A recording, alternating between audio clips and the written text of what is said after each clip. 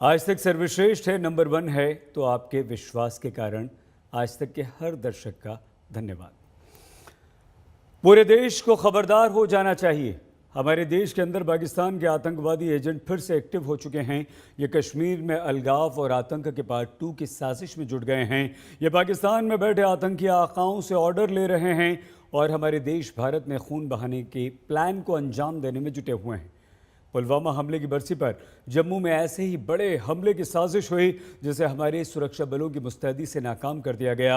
इस बड़ी साजिश की एक एक परत अब खुल चुकी है। कैसे चंडीगढ़ में कश्मीरी स्टूडेंट को पाकिस्तान से मैसेज आया और कैसे वो जम्मू में आईईडी प्लांट करते हुए पकड़ा गया, इस साजिश की पूरी कहानी अब सामने आ चुकी है।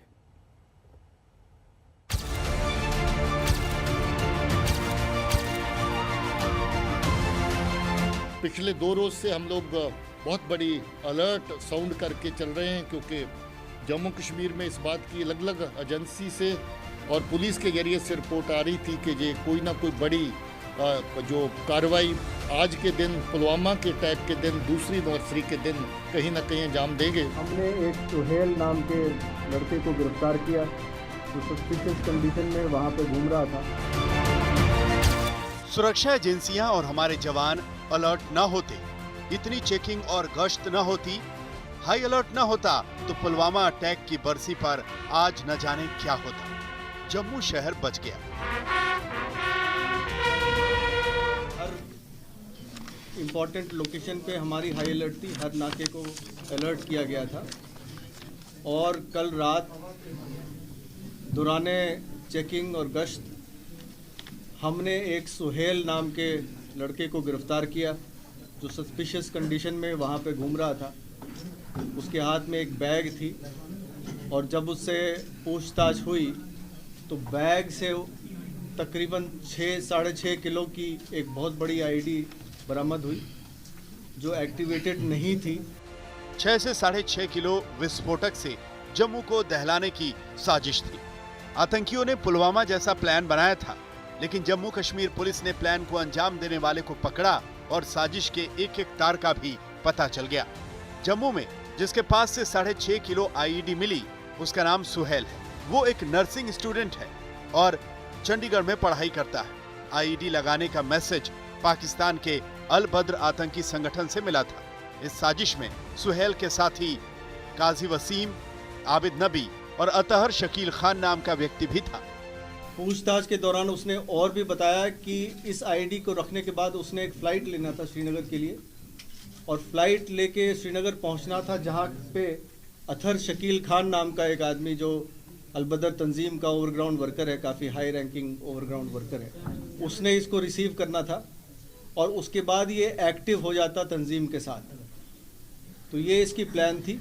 यानी पुलवामा की बरसी पर जम्मू में हमले के लिए पाकिस्तान के अल बद्र आतंकी संगठन ने पूरा प्लान बना लिया था। इस प्लान को अंजाम देने वाले आतंकवादियों और इन्हें मदद देने वाले ओवरग्राउंड वर्कर्स को भी तैयार कर लिया गया था। जम्मू में 4 जगहों पर आतंकियों ने टारगेट किया। रघुनाथ मंदिर, बस स्टैंड, रेलवे स्टेशन और जूलर्स मार्केट, लखदाता बाजार, इनमें से किसी एक जगह पर आईडी प्लेस करने के लिए कहा गया था। 14 फरवरी यानी कि पुलवामा आतंकी जो वारदात हुई थी, आतंकी हमला हुआ था, उसकी जो आज दूसरी बरसी है, उस पर आतंकवादी एक बहुत बड़ी वारदात को अंजाम देने वाले हैं। तो उस इनपुट पर जो है जो सुरक्षा बल हैं पूरी तरह से अलर्ट थे। तो जो अपने जो इनपुट्स आए थे सुरक्षा बलों को, उसके आधार पर सुरक्षा बलों ने पूरे जम्मू शहर में जो है छानबीन की, तलाशी अभियान चलाया और उसके बाद जम्मू बस स्टैंड के पास 6.5 किलो वजन की जो है एक आईडी बरामद हुई और जो मुख्य टारगेट था, जो मुख्य निशाना था, वो जम्मू का ऐतिहासिक रघुनाथ मंदिर था। ये बहुत बड़ी साजिश थी जिससे जम्मू शहर बाल बाल बच गया। लेकिन बात सिर्फ जम्मू की ही नहीं है। पाकिस्तान की आतंकी साजिश के निशाने पर दिल्ली और एनएसए अजीत डोभाल भी थे। इसका खुलासा कश्मीर में 2 बड़े आतंकी कमांडर्स के पकड़े जाने के बाद हुआ है। इसमें हदायतुल्लाह मलिक नाम का कमांडर आतंकी संगठन लश्कर मुस्तफा का है, जो कश्मीर में जैश ए मोहम्मद का नया नाम है। इसके अलावा जहूर उर्फ खालिद, जो लश्कर तैयबा के कश्मीर में नए नाम TRF का कमांडर है। आशिक नेंगरू अभी पाकिस्तान से पाकिस्तानी एजेंसियों के इशारे पर दहशतगर्दी को डायरेक्शन दे रहा है और दहशतगर्दी की लॉजिस्टिक और बाकी इंतजाम कर रहा है।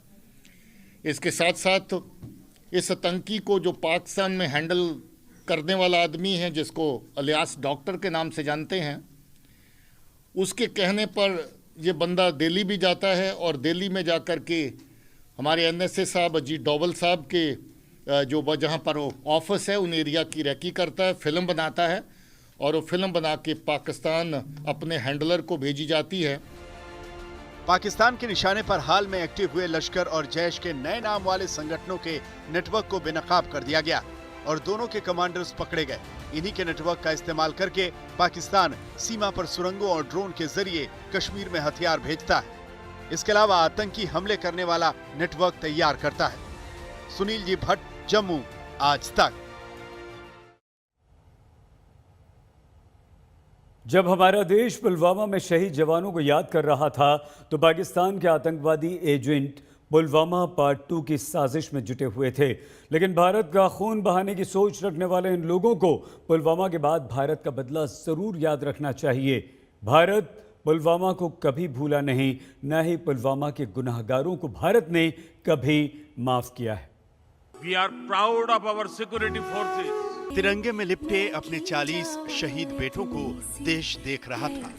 देश खून के आंसू रो रहा था। सबके दिल में आग धक। मैं अनुभव कर रहा हूं आपके जो आग आपके दिल में है, वही आग मेरे दिल में है। फिर 12 दिन में ही भारत ने बदला ले लिया। अपने उन 40 शहीद बेटों को देश ने सच्ची श्रद्धांजलि दी जो आतंक से लड़ाई में देश पर कुर्बान हो गए थे। जो कैमरे में आप पीछे देख रहे हैं, ये जो वार मेमोरियल यहाँ पर बना है, जो यहाँ पर उन जवानों के सभी नाम लिखे हैं, उन 40 जवानों के जिन्होंने देश के लिए अपनी जानें निछावर की थी उस सबसे बड़े जम्मू कश्मीर में हुए आतंकी हमले के बाद। उसके बाद आपने देखा कि कितना सारा बदल गया, पाकिस्तान के साथ युद्ध के हालात बन गए।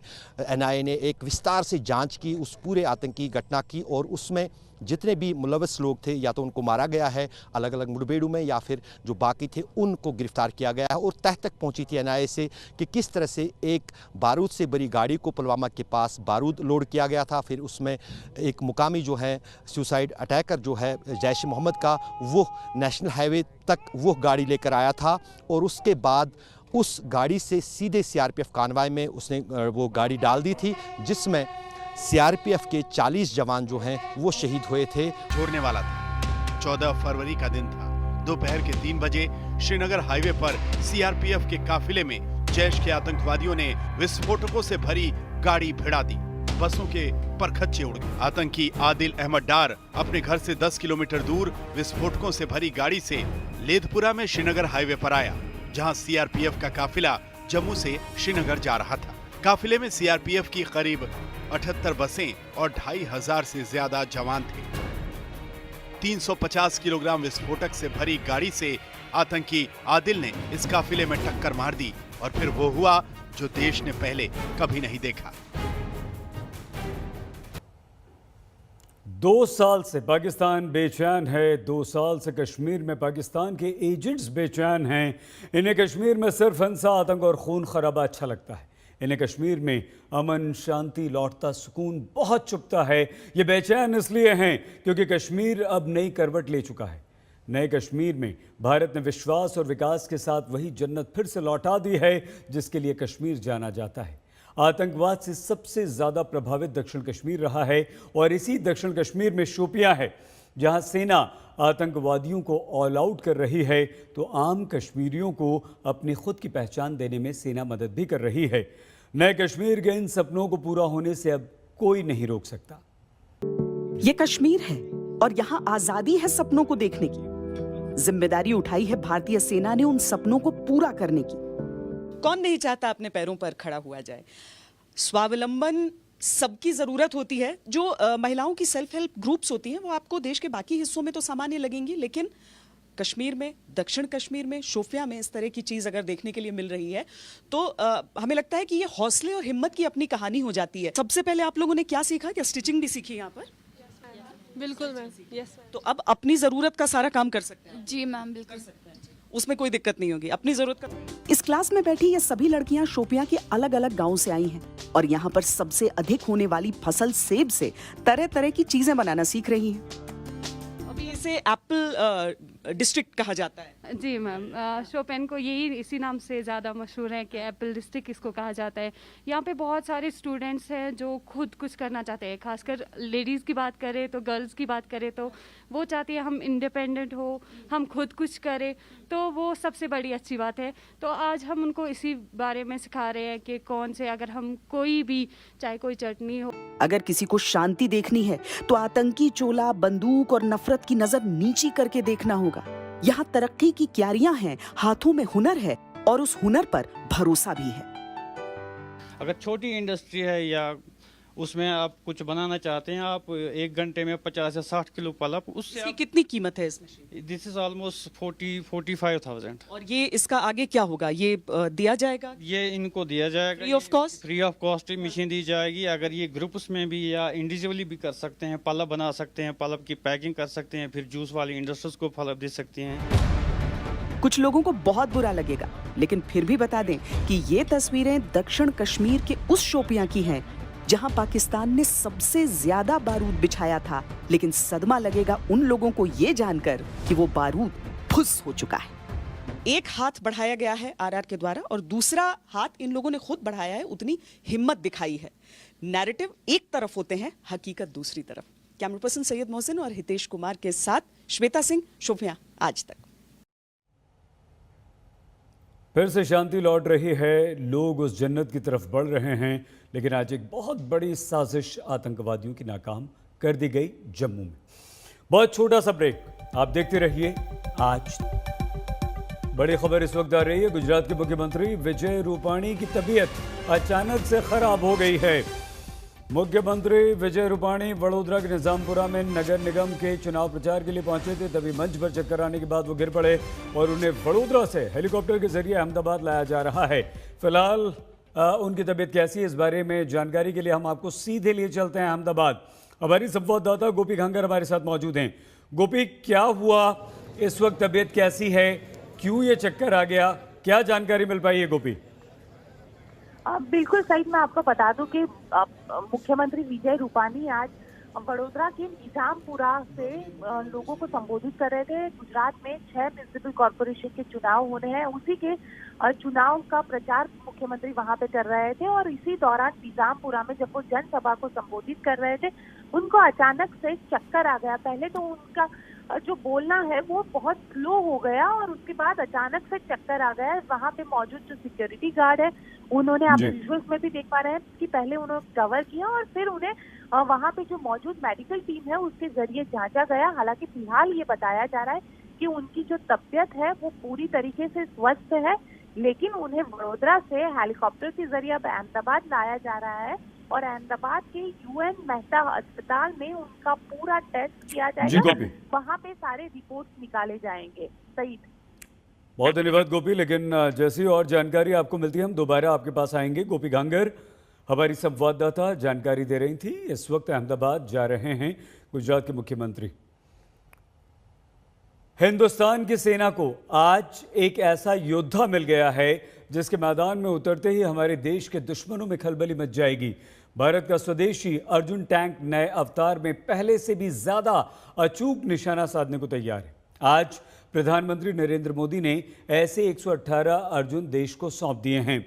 अर्जुन की इसी छलांग के साथ रक्षा के मामलों में भी आत्मनिर्भर भारत के संकल्प को नई शक्ति मिली है।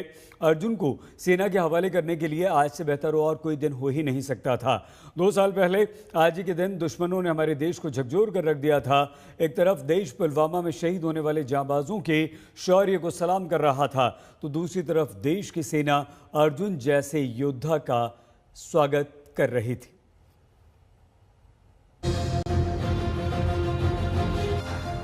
ये आत्मनिर्भर भारत की नई, ये स्वदेशी का दम है ना। इससे अर्जुन, महाभारत के महाबली अर्जुन की तरह ही नए दौर का ये विध्वंसक शत्रु के पूर्ण सर्वनाश की गारंटी, अभेद निशाना, शक्ति अजय। आज चेन्नई में प्रधानमंत्री नरेंद्र मोदी ने आत्मनिर्भर भारत के नए योद्धा का स्वागत खुद किया। पीएम ने अर्जुन टैंक के बेड़े का निरीक्षण किया और सीरीज के सबसे आधुनिक टैंक को सेना के सुपुर्द कर दिया। I am proud to dedicate to the country one more warrior to protect our frontiers. I am proud to hand over the indigenously designed and manufactured main battle tank Arjun Mark 1A। Arjun सेना का अभेद्य हथियार है। युद्ध के मैदान में जब तक अर्जुन खड़ा है तब तक दुश्मन अपने पांव जमाने की सबसे बड़ी बात यह है कि अर्जुन टैंक स्वदेशी भारत में ही डिजाइन किया गया है और भारत में ही बनाया गया है। They have shown time and again that they are fully capable of protecting our motherland. Time and again, they have also shown India believes in peace, but India will protect sovereignty at all costs. सेना के पास पहले से 124 Arjun tank है। अब नए तकनीक से lace 118 Arjun MK-1A की ताकत भी सेना को मिल गई। अब 2 नए टैंक रेजिमेंट बनेंगे। अर्जुन टैंक में 71 बड़े अपडेट करके मार्क 1A का वर्जन तैयार किया गया। इसकी तैनाती पाकिस्तान बॉर्डर से चीन सीमा तक होगी। मौजूदा दौर की लड़ाई से निपटने के लिए नए अर्जुन MK-1A टैंक को सभी तरह की आधुनिक तकनीक से लैस किया गया है। ये आसानी से अपने लक्ष्य को ढूंढ सकता है। दुश्मन द्वारा बिछाई गई माइंस को हटाकर ये आगे बढ़ सकता है। केमिकल अटैक से निपटने के लिए इसमें स्पेशल सेंसर लगाए गए हैं। चीन और पाकिस्तान के खिलाफ सरहद पर बढ़ती चुनौती से निपटने के लिए नया अर्जुन टैंक कारगर हथियार साबित होगा। देश के दुश्मनों ने अर्जुन की हुंकार पिछले साल 14 नवंबर को ही साफ तौर पर सुन ली थी, जब जैसलमेर में पीएम मोदी ने इस अत्याधुनिक टैंक की सवारी की थी। फौजी वर्दी में अर्जुन पर सवार होकर पीएम मोदी ने दुनिया को साफ संदेश दिया था कि अपनी सरहदों की रक्षा के लिए भारत दूसरों पर नहीं बल्कि अपनी ताकत पर भरोसा करता है। So that in the coming years, armed forces will have maximum indigenous content-based equipment. That's the significance. So it is the step towards making the country complete Atmanirbhar. पूरी तरह से भारत में बनाया गया अर्जुन मार्क टैंक जंगी इतिहास के नए दौर की कहानी सुनाता है। इसकी खासियत को ध्यान से सुनेंगे तो समझ पाएंगे कि इस टैंक का नाम अर्जुन क्यों। अर्जुन टैंक में 120 mm की बैरल लगाई गई सुपर वेग गोला बारूद किसी भी कवच को तोड़ सकता है। टैंक 7.62 mm मशीन गन और 1.7 mm एंटी एयरक्राफ्ट गन से लैस है। टैंक में थर्मल इमेजर लगाए गए हैं। इससे गनर और कमांडर अंधेरे, धुएं, धूल और धुंध में भी तेजी से हमला कर सकते हैं। अत्याधुनिक GPS नेविगेशन सिस्टम अर्जुन को लक्ष्य की तरफ बढ़ते रहने में मदद करता है। दिन और रात के साथ सभी प्रकार के मौसम में हमले की क्षमता है। टैंक में दमदार ट्रांसमिशन सिस्टम लगा है। बेहतर विजन से लैस इस टैंक से दुश्मन पर पहले वार करने की ताकत मिलती है। टैंक पर ग्रेनेड और मिसाइलों के हमले का असर नहीं होता। टैंक में स्पेशल सेंसर लगाए गए हैं जो हमले से इसकी रक्षा करते हैं। इससे भारत की जो डिफेंस इंडस्ट्री है, MSMEs हैं और जिस प्रकार से पूरे एंसिलरी सपोर्ट सिस्टम है उसके अंदर में एक अलग ही उत्साह आया है। और ये बात पक्की है कि इस कदम के साथ में जो पहले हम अपने डिफेंस मटेरियल के लिए फॉरेन पार्ट्स के ऊपर में डिपेंड करते थे वो खत्म हो जाएगा या कम हो जाएगा।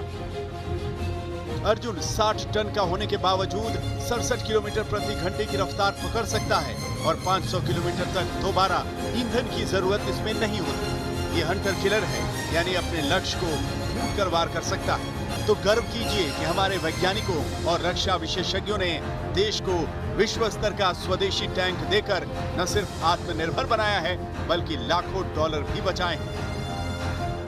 अर्जुन टैंक की गर्जना चीनी खैरात से कबाड़ हथियारों का जखीरा जुटाने वाले पाकिस्तान को भी सन्न कर देगी। चीन तो पहले ही लेह में इसकी तैनाती और दम को देख चुका है। चीन की आंखों में अर्जुन तीर की तरह धंस जाएगा। चेन्नई से प्रमोद माधव के साथ मंजीत नेगी, दिल्ली, आज तक। 2004 में हमारी सेना में देश में ही निर्मित अर्जुन टैंक्स को शामिल किया गया था। इस टैंक को काम में लेने के बाद सेना ने इसके उन्नत वर्जन के लिए 72 तरह के सुधारों की मांग की थी। डीआरडीओ ने सेना के सुझावों को शामिल करते हुए बिल्कुल नया हंटर किलर टैंक तैयार किया। मौजूदा समय में यह दुनिया के बेहतरीन टैंक्स में से एक है। दुनिया के 5 शक्तिशाली टैंकों की अगर बात करें तो लियोपार्ड 2A7 जर्मनी के 2 ब्लैक पैंथर्स, दक्षिण Korea M1A2 SCP, America challenger 2, Britain अमार्टा, रूस।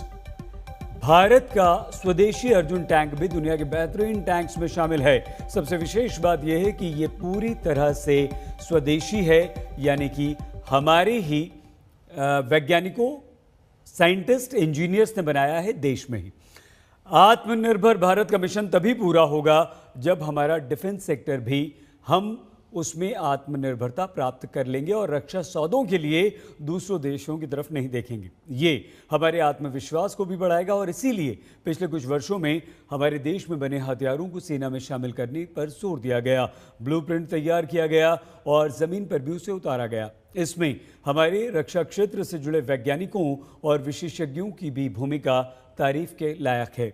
अगर हम 2015 की बात करें तो स्वदेशी हथियारों को सेना में शामिल करने में उस समय काफ़ी तेजी आई। इसी साल जनवरी में सरकार ने बड़ा फैसला लेते हुए 83 नए तेजस एयरक्राफ्ट्स का करार किया। अप्रैल 2019 में थल सेना को बोफोर्स तोप का देसी अवतार धनुष मिला। ये तोप कहीं भी इस्तेमाल की जा सकती है। साल 2017 में नौसेना को देश में बने INS कलवरी मिला। साल 2017 में ही एयरबोर्न अर्ली वार्निंग सिस्टम नेत्र सेना में शामिल किया गया। 2016 में स्वदेशी लड़ाकू विमान तेजस को वायुसेना में हमने शामिल किया। साल 2015 में आकाश मिसाइल सिस्टम को हरी झंडी मिली। तो ये हमारी शक्ति है। अभी कई हथियार फाइनल परीक्षण के दौर से गुजर रहे हैं और जल्द ही इन्हें सेना में शामिल कर लिया जाएगा। हथियारों के मामले में आत्मनिर्भर बनना न सिर्फ पैसों को बचाता है बल्कि आत्मसम्मान का हमारे अंदर बोध भी करवाता है। खबरदार में अब उत्तराखंड त्रासदी की खबर। 8 दिन हो चुके हैं लेकिन तपोवन में अब भी जिंदगी की जंग चल रही है। सुरंग से लोगों को निकालने का काम चल रहा है। हर दिन सुरंग से लाशें निकल रही हैं। अब तक 50 शव निकाले जा चुके हैं। 160 से ज़्यादा लोग अभी तक लापता हैं। रेस्क्यू में जुटी टीमें उन लोगों तक मदद पहुंचाने में जुटी हैं जिन्होंने इस कुदरती आपदा की ज़बरदस्त मार झेली है। कुदरत के इस कहर को बीते अब 8 दिन हो गए हैं। शवों का मिलना अब भी जारी है। उम्मीद टूटने लगी है। दिमाग सवाल कर रहा है लेकिन दिल मान नहीं रहा। मौत की टनल में जिंदगी के सुराग तलाशे जा रहे हैं। रविवार को रेस्क्यू ऑपरेशन के दौरान तपोवन सुरंग में 11 शव बरामद हुए और एक शव रैणी गांव से बरामद हुआ। प्रशासन को 160 से ज्यादा लापता लोगों की तलाश है। अभी रेस्क्यू ऑपरेशंस पे तेज़ी से काम चल रहा है जिससे और भी अगर डेड या लाइव रिकवरी जो भी होनी है वो हो सके। ड्रिल की गई थी वो उसका क्या रहा और अभी क्या किस तरह से रेस्क्यू किया जा रहा है? उसका ड्रिल का काम तो कंप्लीट हो चुका था लेकिन फिलहाल एक्सकवेशन किया जा रहा है जिसमें से बॉडीज निकल रही है। लेकिन विनाश और बर्बादी की हालत के बीच जिंदगी की आस में जद्दोजहद जारी है। जेसीबी मशीनें दिन रात लगातार मलबे हटा रही हैं। टनल के अंदर पहले से ही ऑक्सीजन सिलेंडर रखे जाते रहे। ऐसे में लोगों के बचने की उम्मीद जिंदा है। आदमियों को बहते हुए देखा था और हम वहाँ नीचे गए।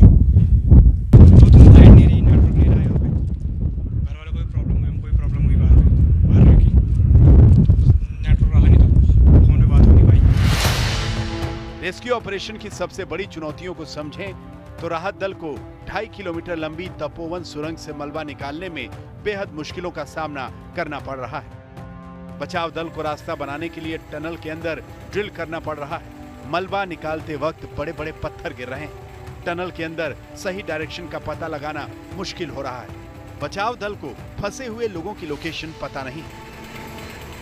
अगर आप सामने देखेंगे तो ये वो वाला हिस्सा है जहां पर प्रोजेक्ट था, डैम बना हुआ था। सामने टनल है जिसमें से लगातार मलबा निकालने की कवायद जारी है। अगर आप टनल के बिल्कुल सामने देखेंगे नीचे नदी की ओर तो अंदाज़ा हो जाएगा कि कितना मलबा अभी तक बाहर निकाला जा चुका है। इससे 10 गुना ज़्यादा मलबा अभी टनल के अंदर है, क्योंकि टनल बेहद लंबी है। यह वजह है कि राहत दल की तमाम कोशिशों के बावजूद टनल से मलबा निकालने का काम पूरा नहीं हो पाया है। सूत्रों के मुताबिक अभी टनल का 165 मीटर का हिस्सा ही साफ हो पाया है। तपोवन में आई तबाही का अंदाजा डैम की हालत को देखकर लगा सकते हैं, जहां सिर्फ मलबा ही मलबा रह गया। ये जो एक्सक्लूसिव तस्वीरें आप देख रहे हैं, ये सिर्फ और सिर्फ आज तक पर देख रहे हैं। आप देखिए, ये डैम का वो हिस्सा है जो पिछले 7 और 8 दिन से लोगों ने कभी देखा ही नहीं था। अगर इस मजबूत डैम की ये हालत है तो सोचिए जरा इंसानी जिंदगी की क्या हालत होगी। इस त्रासदी में 160 लोग अब तक लापता हैं। दलदल के बीच उतरी एनडीआरएफ की टीम उनके निशान तलाश रही है। उम्मीद यही है कि कहीं कोई मिल जाए। इतने गहरे गारे के अंदर कौन सा कुशल होगा, ये कहना अभी बेहद मुश्किल है। टनल की बात करें, टनल में अभी भी रेस्क्यू ऑपरेशन जारी है, लेकिन ये रेस्क्यू ऑपरेशन आज ही शुरू हुआ है कि लोगों को तलाशा जा सके या लापता जो लोग हैं उनके बारे में कुछ खोज खबर ली जा सके। प्रशासन के सामने दूसरी चुनौती ग्रामीणों को राहत देने की है। त्रासदी से 13 गांवों का संपर्क पूरी तरह से कट गया था। प्रशासन ने अस्थायी पुल का इंतजाम कर रास्ता बनाया। आज तक की टीम 2 घंटे की पैदल चढ़ाई के बाद एक गांव तक पहुंची तो लोगों ने 7 फरवरी के खौफनाक मंजर को अपनी जुबान से बयान किया। सर, ये तो मेरे आंखों के सामने आया। मैं पहली बार था उसी पुल के बगल पे, मेरे सामने है पूरा ये मलबा इकट्ठा ही पूरा ही। ऐसा लग रहा था कि पूरा पहाड़ टूट गया होगा। उस टाइम इतना बड़ा बाहर नहीं आया जितना बड़ा आपके बाहर आ रखा है। 7 साल पहले केदार की तबाही में भोले बाबा के मंदिर को खरोच तक नहीं आई थी। तपोवन में भी पूरा डैम तिनके की तरह बिखर गया, लेकिन डैम के बिल्कुल पास मौजूद मंदिर पूरी तरह सुरक्षित रहा। गारा जो है वो बिल्कुल ऊपर तक दिखाई देगा आपको, लेकिन आस्था का केंद्र ये मंदिर इतनी बड़ी चट्टानों की तरह मजबूत, दीवारों को तो तबाही के पानी ने नेस्तनाबूद कर दिया, मगर इस मंदिर को छू नहीं पाए। ये मंदिर अभी भी वैसा खड़ा हुआ है। तबाही इतनी बड़ी है कि यहाँ सब कुछ सामान्य होने में लंबा वक्त लगेगा, लेकिन अभी टनल में जिंदगी की तलाश सबसे अहम है। बचाव दल को तमाम कोशिशों के बावजूद अभी तक कामयाबी नहीं मिली है। वक्त की मांग यही है कि रेस्क्यू ऑपरेशन जल्द पूरा कर लोगों के जख्मों को कम किया जा सके। तपोवन चमोली से दिलीप सिंह राठौर के साथ आज तक ब्यूरो। बहुत छोटे से ब्रेक के लिए हम रुक रहे हैं, आप देखते रहिए आज तक। नमस्कार, मैं हूं अंजना ओम कश्यप। हमें उम्मीद है ये वीडियो आपको पसंद आया होगा। लेटेस्ट खबरों के लिए यूं ही देखते रहिए आज तक, और इस वीडियो के पसंद आने पर लाइक, शेयर एंड सब्सक्राइब करना ना भूलें।